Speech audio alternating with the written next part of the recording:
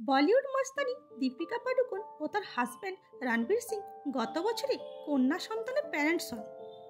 দীপিকা ও রণবীর তাদের একমাত্র লাডলির নাম রেখেছেন দুয়া পাডুকোন।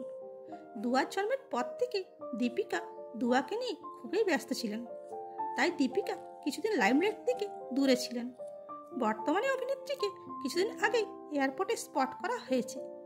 তবে সম্প্রতি রণবীরের কাজিনের বিয়ে অ্যাটেন্ড করার জন্য রণবীর ও দীপিকাকে আবারও একসাথে স্পট করা হয়েছে। এই সময় রণবীরকে অফ হোয়াইট সেরেমনিতে দেখা গেছে, যা দেখে রণবীরকে পুরো দুলহার মতো লাগছিল।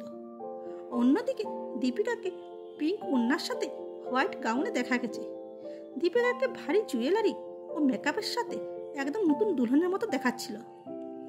এরকমই ভিডিও পেতে চ্যানেলটিকে লাইক, শেয়ার ও সাবস্ক্রাইব করুন। আর ফেসবুক, ইনস্টা থেকে দেখে থাকলে ফলো করুন।